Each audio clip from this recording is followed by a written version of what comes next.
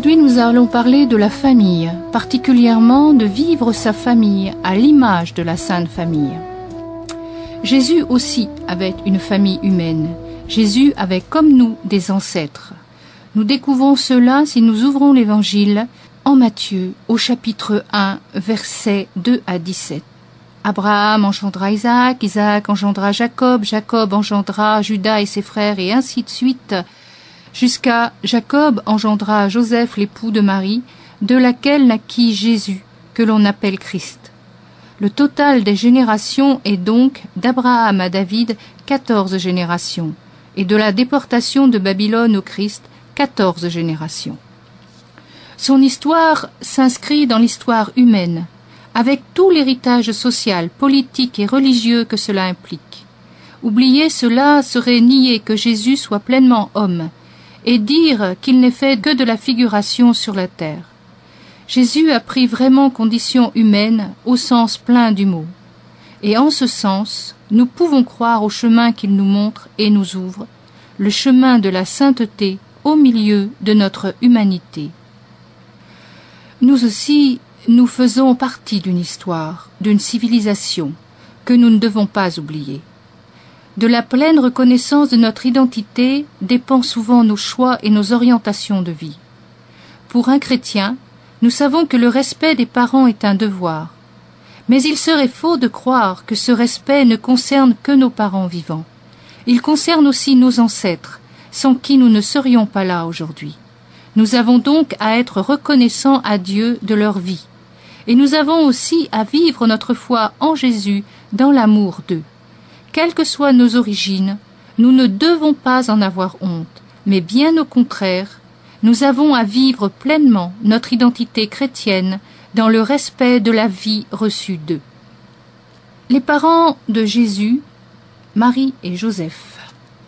Prenons le temps de lire le récit de la naissance de Jésus depuis le moment de l'Annonciation et découvrons ensemble un peu de la personnalité de Marie et de Joseph.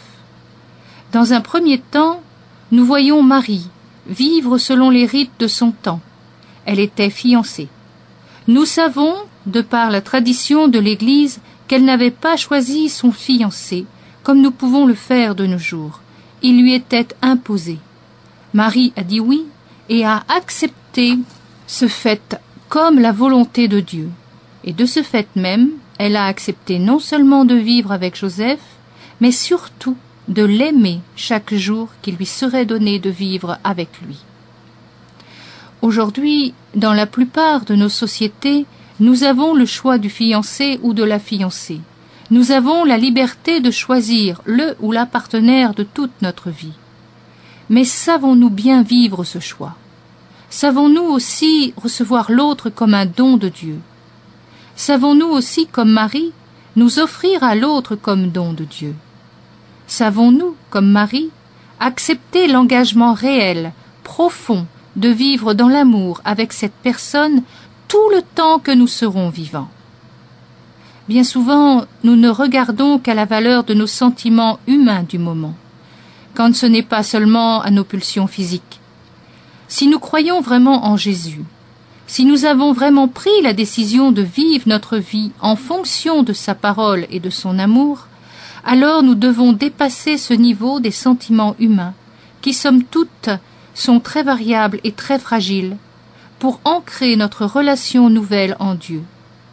C'est cela qui nous permettra de construire quelque chose de durable dans l'amour. Le 6e mois, l'ange Gabriel fut envoyé par Dieu dans une ville de Galilée, du nom de Nazareth, à une vierge fiancée à un homme du nom de Joseph de la maison de David. Le nom de la vierge était Marie. Dans ce second temps, nous voyons la foi de Marie, pour qui la visite de l'ange, tout en étant surprenante, est chose tout à fait possible. Elle est troublée car elle ne sait pas ce que cela signifie, mais elle ne remet pas en doute ni la présence de l'ange, ni sa parole.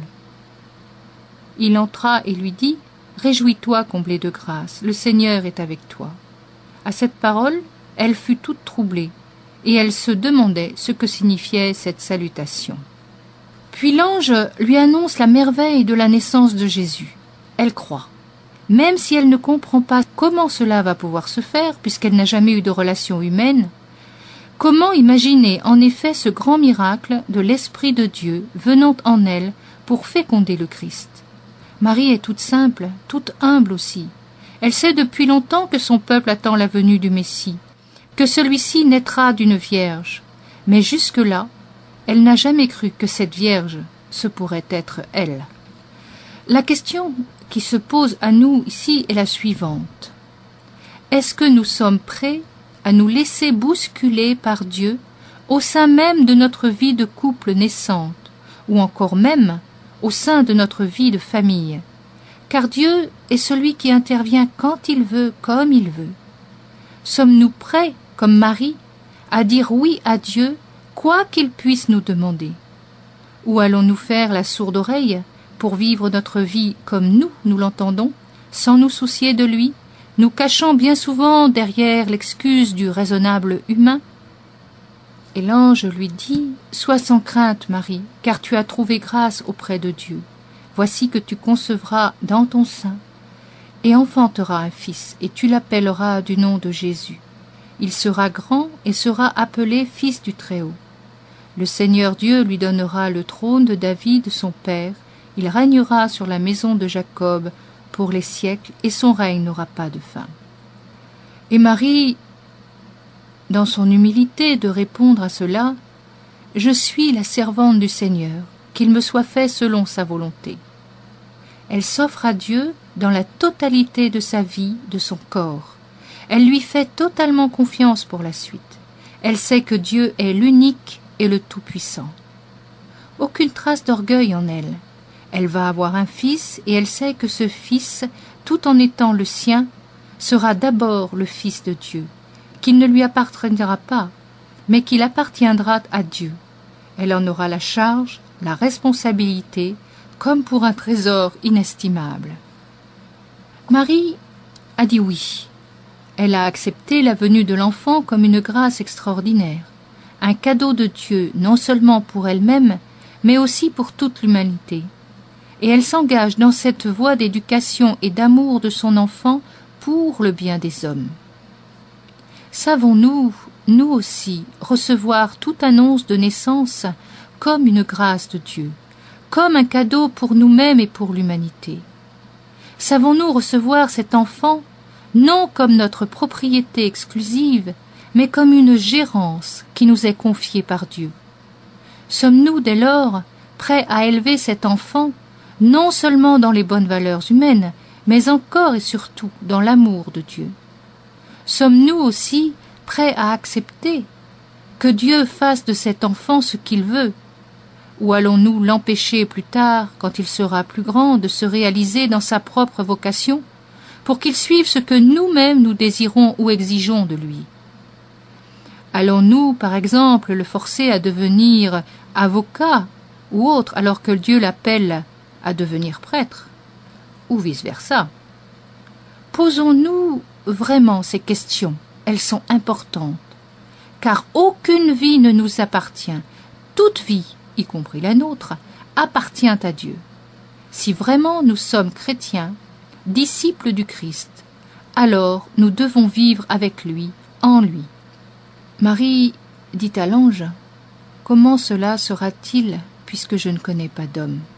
L'ange lui répondit, « L'Esprit Saint viendra sur toi, et la puissance du Très-Haut te prendra sous son ombre. C'est pourquoi l'Esprit Saint qui naîtra sera appelé Fils de Dieu. » Et l'ange ne s'arrête pas là. Il lui annonce aussi que sa vieille cousine Élisabeth est enceinte et qu'elle va bientôt accoucher. Croyez-vous que l'ange lui ait dit cela uniquement pour lui donner une information? Non, non, c'est un appel à aimer sa cousine, à aller l'aider, car l'amour se manifeste par des actes concrets. Et que fait Marie? Elle part aussitôt. Pourtant, elle est fiancée, mais elle ne se préoccupe pas d'elle. Pour le moment, elle est toute à la volonté de suivre l'appel de Dieu qui l'envoie vers sa cousine. Et nous? Sommes-nous prêts à aller au service, au secours des autres au sein de la vie que nous nous construisons? Sommes-nous vraiment disponibles au sein des exigences de notre vie, à l'appel de Dieu et des autres? Ou préférons-nous dire « Je suis occupé, je n'ai pas le temps, je n'ai pas les moyens », etc., de m'occuper d'un tel ou de faire ceci ou cela pour les autres? Être chrétien implique de vivre l'amour avec tous ceux qui nous entourent, et non pas seulement avec ceux que nous aimons d'une façon plus privilégiée, plus intense, plus personnelle. Si nous voulons vivre vraiment en chrétien, l'amour du fiancé ou de la fiancée ne doit jamais nous exclure de l'amour et du service des autres. Marie n'avait pas prévu de dire la grande merveille qui lui arrivait à Élisabeth. Elle était bien trop humble pour cela. Mais Dieu est Dieu, et c'est lui-même qui révèle cette merveille par l'intermédiaire de l'enfant d'Élisabeth. Celle-ci comprend et en est émerveillée. Et il advint, dès qu'Élisabeth eut entendu la salutation de Marie, que l'enfant tressaillit dans son sein, et Élisabeth fut remplie d'Esprit Saint. Alors elle poussa un grand cri et dit « Bénie es-tu entre les femmes, béni le fruit de ton sein. Et comment m'est-il donné que vienne à moi la mère de mon Seigneur? Car vois-tu, dès l'instant où ta salutation a frappé mes oreilles, l'enfant a tressailli d'allégresse en mon sein. Oui, bienheureuse celle qui a cru en l'accomplissement de ce qui lui a été dit de la part du Seigneur. » Marie va-t-elle en retirer des lauriers pour elle-même? Non. Elle rend toute gloire à Dieu qui s'est penché sur sa petitesse pour le salut de son peuple, et c'est le magnifique chant du Magnificat. Prenons le temps de le lire et regardons un instant si nous recevons les grâces de Dieu dans notre vie avec le même cœur et le même esprit que Marie. Marie dit alors « Mon âme exalte le Seigneur, et mon esprit tressaille de joie en Dieu mon Sauveur, parce qu'il a jeté les yeux sur l'abaissement de sa servante. Oui, désormais toutes les générations me diront bienheureuse, car le Tout-Puissant a fait pour moi de grandes choses, saint est son nom, et sa miséricorde s'étend d'âge en âge sur ceux qui le craignent. Il a déployé la force de son bras, il a dispersé les hommes au cœur superbe, il a renversé les potentats de leur trône et élevé les humbles. Il a comblé de biens les affamés et renvoyé les riches les mains vides. Il est venu en aide à Israël, son serviteur, se souvenant de sa miséricorde, selon qu'il l'avait annoncé à nos pères en faveur d'Abraham et de sa postérité à jamais. Un chrétien est quelqu'un qui sert Dieu et les autres dans l'amour. Et cet amour s'inscrit toujours dans l'humilité, car il sait bien qu'il n'est rien par lui-même et que toute grâce vient de Dieu. Dans notre vie, bien souvent, nous expérimentons l'amour de Dieu pour nous-mêmes et pour notre entourage. Mais savons-nous alors en rendre toute gloire à Dieu? Ou tirons-nous la couverture à nous-mêmes pour dire « Je suis quelqu'un de bien, vous avez vu ce que j'ai comme qualité, vous avez vu ce que je suis capable de faire ?» Ou encore, savons-nous vivre la mission que Dieu nous a confiée dans l'obéissance humble du serviteur qui se reçoit de son maître? Ou nous prenons-nous pour le maître et nous comportons-nous dès lors avec les autres comme un supérieur, voire parfois comme un despote vis-à-vis de ceux vers qui le Seigneur nous envoie? Est-ce que je n'oublie pas qu'en tout état de cause, quel que soit le rôle ou même l'autorité que je peux exercer au sein de l'Église, de la société, de ma famille même, que je ne suis que serviteur? Et donc, je dois me comporter comme tel. Apprenons de Marie à bien vivre nos responsabilités avec un cœur humble et servant. Marie demeure 3 mois environ avec Élisabeth et puis à la naissance de Jean-Baptiste, elle va s'en retourner chez elle. Marie est revenue, Joseph, lui, ne connaissait pas encore la merveilleuse nouvelle, la future naissance de Jésus. Marie fait confiance à Dieu pour cette question, de toute première importance, car de son temps, dans son pays, on ne plaisantait pas avec les femmes adultères, elles étaient lapidées. Joseph croira-t-il à son histoire? Elle fait confiance à Dieu. C'est lui qui a pris l'initiative de la naissance de Jésus. Il fera donc tout ce qu'il faudra pour que cela advienne.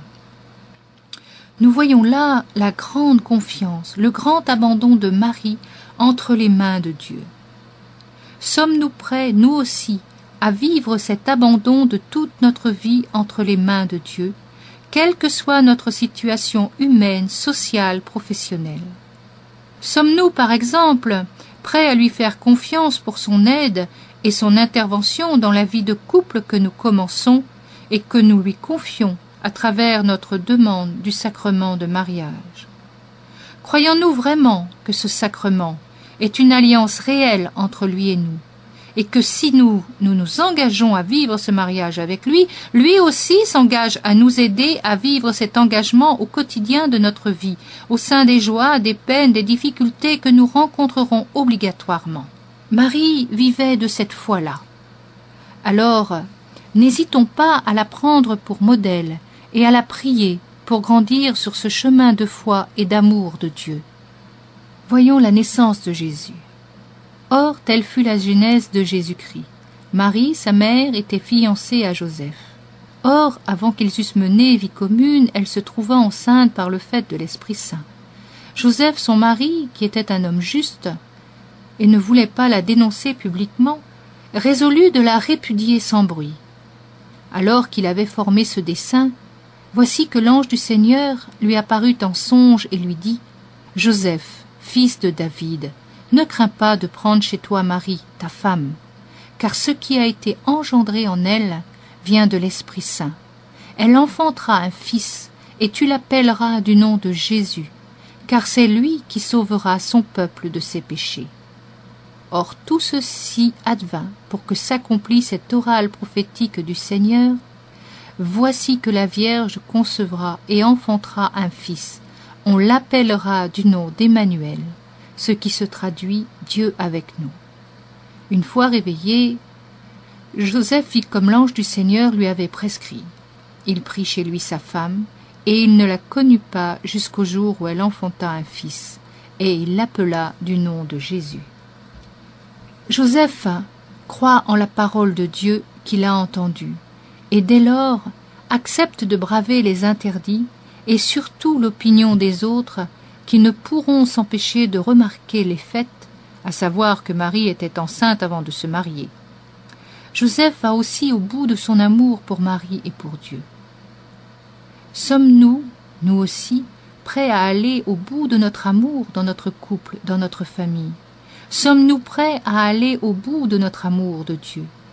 Sommes-nous vraiment capables de dépasser le regard des autres dans les grandes choses comme dans les petites quotidiennes? Joseph était un homme droit, juste, qui vivait ce qu'il croyait. Demandons-lui donc d'intercéder pour nous obtenir cette grâce de force dans l'amour de Dieu et des autres. Nous le voyons, la naissance de Jésus ne s'est pas passée sans problème. En effet, tout était préparé à Nazareth pour la venue du bébé. Mais voilà qu'un édit de recensement les oblige à partir dans la ville de leur origine familiale, Bethléem. Marie doit bientôt accoucher. Quelle fatigue pour elle! À l'époque, les chariots n'avaient pas de suspension comme nos voitures d'aujourd'hui. Et puis, où loger là-bas? Où être sûr de pouvoir accoucher dans de bonnes conditions pour le bébé? Et qui aidera Marie lors de l'accouchement? Autant de questions sans réponse. Il leur a fallu se mettre en route, dans la confiance que Dieu prendrait soin de Jésus et d'eux le moment venu. Nous avons, nous, tellement l'habitude d'entendre ce récit de la nativité et de nous pencher admiratifs sur nos belles crèches d'église, que nous escamotons souvent la réalité, à savoir que Jésus est né une nuit d'hiver sur de la paille dans une étable sans chauffage et au milieu des odeurs d'animaux. Comment réagirions-nous aujourd'hui si cela arrivait concrètement à quelqu'un de nos voisins par exemple? N'en serions-nous pas scandalisés? Ne dirions-nous pas « Oh le pauvre petit, oh les pauvres parents, oh la pauvre maman ». Mais Joseph et Marie ne s'arrêtent pas là. Ils sont tout à la joie de la naissance de leur enfant, de la naissance du Fils de Dieu. Ils sont seuls, ils n'ont rien, et pourtant ils ont tout, tant leur cœur est rempli de joie. Et puis, voilà la manifestation de Dieu. Puisque les hommes ne peuvent rendre gloire au nouveau-né, eh bien, il envoie ses anges, qui chantent au plus haut du ciel. Personne dans la ville ne les verra, ne les entendra. Seulement quelques bergers, pauvres eux aussi, mais sans doute remplis de foi et de l'amour de Dieu. Quand les anges s'adressent à eux, ils ne doutent pas.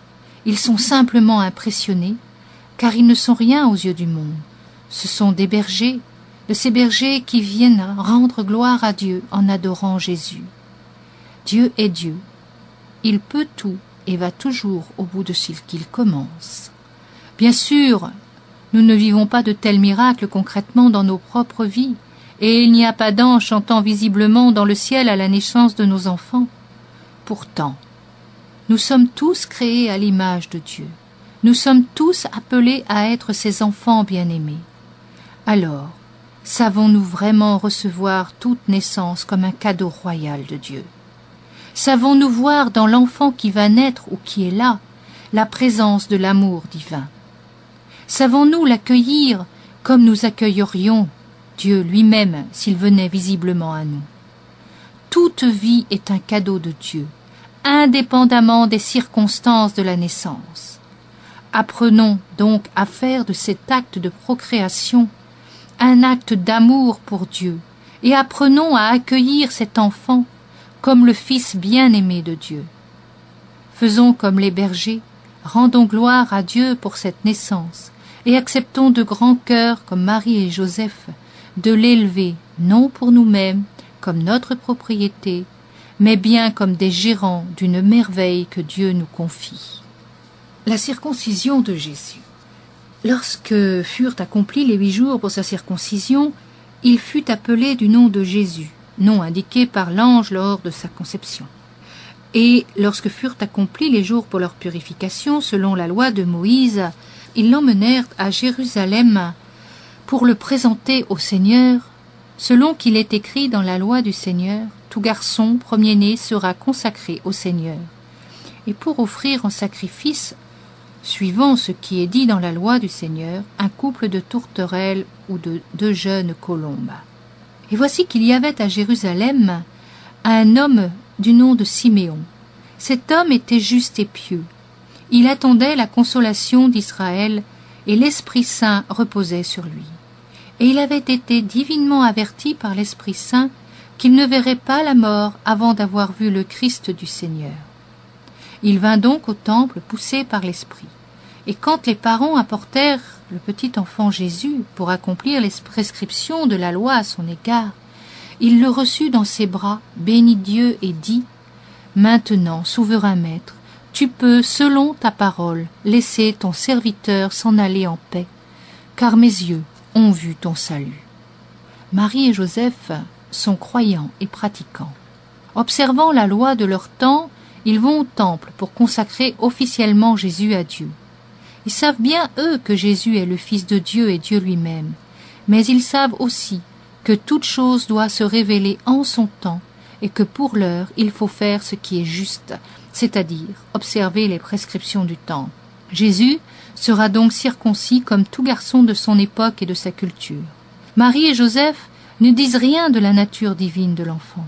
Ils viennent là comme de simples juifs. Il ne leur appartient pas de révéler au monde cette grande merveille de Dieu. Ils savent bien maintenant que cela appartient à Dieu et que lui le révélera aux hommes quand et comme il le voudra.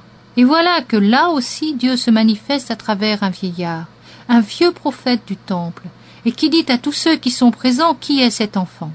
Mais les hommes ne sont pas encore prêts, et sa proclamation ne fait guère de grand effet. Seuls Joseph et Marie gardent cela dans leur cœur. Pour eux, Dieu confirme que cet enfant est bien le sien et qu'il fera de grandes choses pour le salut de son peuple. Aujourd'hui, lorsqu'un enfant naît, en tant que chrétien, nous sommes censés demander pour lui le baptême. Bien souvent, nous attendons soit qu'il soit grand, soit que toutes les conditions soient réunies pour faire un grand baptême. Mais avons-nous vraiment conscience que cet enfant n'est pas notre propriété, qu'il est avant tout l'enfant que Dieu, dans son amour, nous a confié?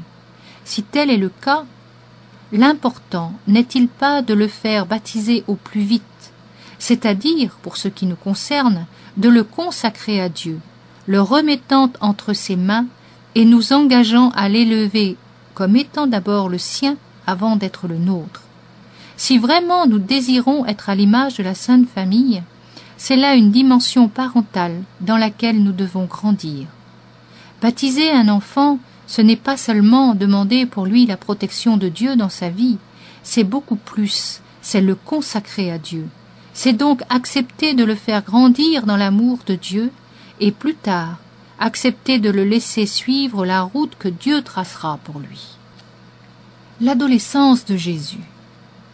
Cependant, l'enfant grandissait, se fortifiait, se remplissait de sagesse, et la grâce de Dieu était sur lui. Ses parents se rendaient chaque année à Jérusalem pour la fête de la Pâque, et lorsqu'il eut 12 ans, ils y montèrent comme c'était la coutume pour la fête. Une fois les jours écoulés, alors qu'ils s'en retournaient, l'enfant Jésus resta à Jérusalem à l'insu de ses parents. Le croyant dans la caravane, ils firent une journée de chemin. Puis ils se mirent à le rechercher parmi leurs parents et connaissances. Ne l'ayant pas trouvé, ils revinrent toujours à sa recherche à Jérusalem. Et il advint, au bout de 3 jours, qu'ils le trouvèrent dans le temple, assis au milieu des docteurs, les écoutant et les interrogeant. Et tous ceux qui l'entendaient étaient stupéfaits de son intelligence et de ses réponses. À sa vue, ils furent saisis d'émotion, et sa mère lui dit « Mon enfant, pourquoi nous as-tu fait cela? Vois, ton père et moi, nous te cherchons angoissés. » Et il leur dit « Mais pourquoi donc me cherchez-vous? Ne saviez-vous pas que je dois être dans la maison de mon père ?» Mais eux ne comprirent pas la parole qui venait de leur dire. Il redescendit alors avec eux et revint à Nazareth, et il leur était soumis. Et sa mère gardait fidèlement toutes ces choses en son cœur. Quant à Jésus, il croissait en sagesse, en taille et en grâce devant Dieu et devant les hommes. Jésus est fils de Dieu, mais il est aussi pleinement homme, et à ce titre il a agi comme tout enfant, puis comme tout adolescent.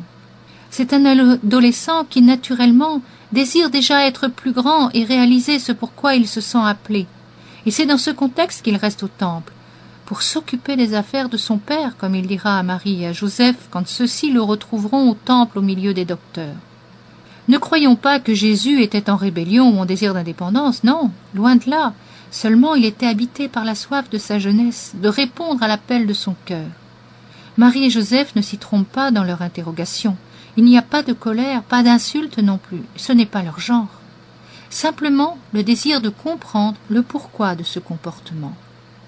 Les choses étant clarifiées, tout revient immédiatement dans l'ordre. Jésus repart avec eux à Nazareth et vit normalement avec eux en attendant l'heure de la mission. Aujourd'hui, nous avons souvent des problèmes pour comprendre nos adolescents, et eux aussi ont du mal à nous comprendre, car nous n'avons pas su ou pas pu garder au fil des ans le dialogue dans l'écoute mutuelle. Et puis, reconnaissons-le, la société de consommation et de plaisir facile mais trompeur dans laquelle nous vivons ne nous aide pas dans cette tâche. Cependant, cela n'exclut pas le fait que nous devons faire l'effort de l'écoute de nos jeunes. Ils ont soif de vivre, ils ont envie de foncer dans la vie, mais ils ont parfois besoin de comprendre que leur heure n'est pas encore arrivée et qu'il faut encore attendre un peu. En d'autres circonstances, par contre, c'est nous, parents, qui devons savoir lâcher la bride et les laisser s'envoler vers leur vie, vers le choix qu'ils ont fait de leur vie, sans vouloir les canaliser dans le style de vie professionnelle ou autre que nous voulons pour eux. Ils grandissent, ils approchent de leur vie d'adulte et cette vie leur appartient à eux et non pas à nous. Et ils ne seront pleinement heureux que s'ils réalisent ce pourquoi ils sont faits. C'est un lâcher difficile pour la plupart des parents, mais il faut alors nous rappeler que cet enfant, s'il est le nôtre, est aussi et avant tout celui de Dieu. Et j'en arrive ici au point de la vocation. Il y a de multiples vocations dans la vie humaine, mais généralement lorsqu'un jeune dit qu'il veut être prêtre ou religieux, on tente de l'en dissuader car ce n'est pas facile, car cela ne rapporte pas d'argent, car cela implique le célibat, donc un manque de descendance pour la famille, et ainsi de suite. Vivre sa famille à l'image de la Sainte Famille, c'est aussi accepter cela, le cas échéant. L'âge adulte et la mission. En ces jours-là arrive Jean le Baptiste, prêchant dans le désert de Judée et disant « Repentez-vous, car le royaume des cieux est tout proche. Pour moi, je vous baptise dans de l'eau en vue du repentir. Mais celui qui vient derrière moi est plus fort que moi, et je ne suis pas digne d'enlever ses sandales. Lui vous baptisera dans l'Esprit Saint et le feu. Il tient en sa main la pelle à vanner et va nettoyer son aire. Il recueillera son blé dans le grenier. Quant aux balles, il les consumera au feu qui ne s'éteint pas. » Alors, Jésus arrive de la Galilée au Jourdain vers Jean pour être baptisé par lui. Celui-ci l'en détournait en disant « Mais c'est moi qui ai besoin d'être baptisé par toi, et toi tu viens à moi ?» Mais Jésus lui répondit « Laisse faire pour l'instant, car c'est ainsi qu'il nous convient d'accomplir toute justice. » Alors il le laisse faire. Ayant été baptisé, Jésus aussitôt remonta de l'eau. Et voici que les cieux s'ouvrirent. Il vit l'Esprit de Dieu descendre comme une colombe et venir sur lui. Et voici qu'une voix venue des cieux disait « Celui-ci est mon Fils bien-aimé, qui a toute ma faveur. » Là encore, nous voyons que Jésus s'inscrit dans la vie et les événements de son temps. Il passe par là où le peuple passe. Jean est au Jourdain et appelle au baptême, à la repentance, à la conversion. Jésus, bien qu'il n'ait pas besoin personnellement, va aussi passer par là. À Jean qui le reconnaît et s'en étonne, il dit « Laisse faire, c'est ainsi que nous devons accomplir toute justice. » En fait, Jésus, en entrant dans le Jourdain, ne vient pas pour lui-même en tant que pécheur, mais il vient en tant qu'envoyé de Dieu pour le salut de tout le peuple. Et entrant ainsi dans l'eau, il y emmène avec lui tout le peuple. Il y offre déjà sa vie, il est l'agneau de Dieu. C'est pourquoi il est le Fils bien-aimé du Père. Pour nous, nous sommes pécheurs, et nous avons besoin du pardon de Dieu comme du pardon des autres. Mais savons-nous vraiment reconnaître nos torts? Savons-nous plier le genou devant Dieu et devant les autres? C'est la leçon que Jésus nous donne dans le baptême du Jourdain. Lui, le Fils de Dieu, il s'est humilié devant Dieu et les hommes en demandant le baptême de Jean alors qu'il était saint. Savons-nous, comme Jésus, suivre les règles de notre temps? Savons-nous vraiment avoir recours au sacrement de réconciliation? Une autre leçon du baptême du Jourdain est que Jésus accomplit toute justice, c'est-à-dire qu'il accomplit la volonté de Dieu sur lui, en s'offrant pour le salut des hommes. Il est l'agneau de Dieu. Sommes-nous prêts, nous aussi, à suivre Jésus sur ce chemin, c'est-à-dire à répondre à l'appel de Dieu sur notre vie? Sommes-nous prêts à aller jusqu'au bout de cet appel pour l'amour de Dieu et des autres? Sommes-nous vraiment prêts aussi à offrir nos vies pour le salut des âmes? Car si nous sommes tous pécheurs, nous sommes tous solidaires dans l'amour de Dieu. Dieu ne nous donne-t-il pas comme commandement « Aimez-vous les uns les autres » Jésus ne nous dit-il pas qu'il n'y a pas de plus grand amour que de donner sa vie pour les autres? Certes, nous ne sommes pas tous appelés au martyre, mais nous sommes tous appelés à réparer les fautes pour nous-mêmes et pour les autres dans l'amour. Famille et mission de Jésus. Sa mère et ses frères arrivent, et se tenant dehors, ils le firent appeler. Il y avait une foule assise autour de lui, et on lui dit « Voilà que ta mère et tes frères, tes sœurs sont là, dehors, qui te cherchent. » Et il leur répond « Qui est ma mère et mes frères ?» Et promenant son regard sur ceux qui étaient assis en rond autour de lui, il dit « Voici ma mère et mes frères. Quiconque fait la volonté de Dieu, celui-là m'est un frère, une sœur et une mère. » Ce passage est très important, car nous voyons là que Marie suivait la mission de Jésus. Elle sait que Jésus fait la volonté de Dieu, son Père, et elle le suit. C'est à ce titre-là que Jésus la reconnaît comme sa mère, et il affirme là qu'elle aussi suit la volonté de Dieu. Et ce faisant, il élargit ainsi sa propre famille à tous ceux qui vivent la volonté divine. L'interrogation qui peut alors s'imposer à nous est de savoir si vraiment nous sommes de la famille de Dieu, c'est-à-dire que nous faisons réellement sa volonté. Car être chrétien, ce n'est pas seulement être inscrit sur un registre de baptême, c'est surtout vivre réellement ce baptême en obéissant à la parole de Dieu, à ce que nous savons de son appel sur nous. Pour répondre à cette question, il faut prendre le temps de relire la parole de Jésus, c'est-à-dire l'Évangile, et de voir si notre vie y correspond, et aussi d'interroger en vérité notre cœur. Vivons-nous réellement ce que Dieu attend de nous, ou nous autorisons-nous des dérogations, des exceptions, voire des remises à plus tard? Savons-nous, nous aussi, comme Marie, suivre l'appel de Dieu dans la vie de nos enfants et les aider à y répondre comme il se doit? Ou au contraire, essayons-nous de les raisonner pour qu'ils vivent selon le monde et non selon l'appel qu'ils peuvent avoir en eux? La mort de Jésus. Jésus confie Marie à Jean et Jean à Marie. Or, près de la croix de Jésus se tenaient sa mère et la sœur de sa mère, Marie, femme de Clopas, et Marie de Magdala. Jésus donc, voyant sa mère, et se tenant près d'elle le disciple qu'il aimait, dit à sa mère, « Femme, voici ton fils. » Puis il dit au disciple, « Voici ta mère. » Dès cette heure-là, le disciple l'accueillit chez lui. Jésus est allé au bout de sa mission. Il est l'agneau livré pour le salut des hommes. Marie aussi a suivi jusqu'au bout. Elle est là, au pied de la croix. Elle souffre certes beaucoup, mais il n'y a pas de colère en elle ni de révolte. Et Jésus est là qui ne l'abandonne pas. Il la confie à son disciple Jean, et il confie Jean aussi à Marie. Il recrée ainsi une famille où l'amour va dans les deux sens. Aujourd'hui, nous avons beaucoup de mal à voir la volonté ou la grâce de Dieu dans la mort, la maladie ou la souffrance. Nous avons bien souvent tendance à nous révolter contre les autres, contre nous-mêmes, contre Dieu. Mais ce n'est pas cela que Marie nous montre. Pourtant, elle aurait eu de bonnes raisons, elle, alors que son fils innocent est torturé et tué comme le pire des criminels. Regardons Marie, là, au pied de la croix. Elle nous apprend non la résignation passive, mais l'adhésion du cœur à la volonté de Dieu.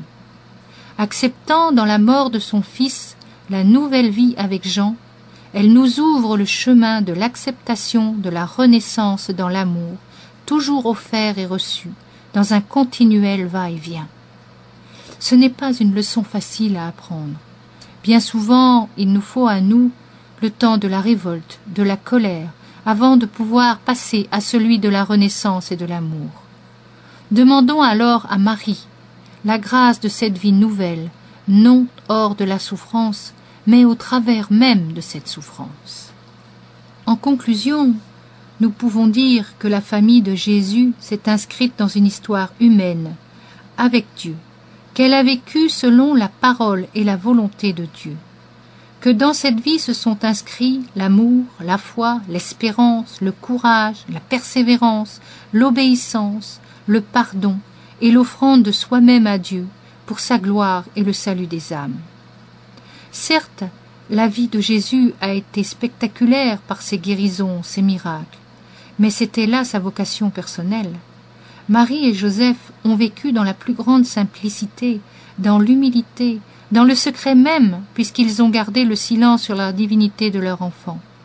Et c'est justement au travers de cette grande simplicité de vie que Dieu est venu sauver le monde. Il en résulte pour nous que seul compte l'appel de Dieu sur nous.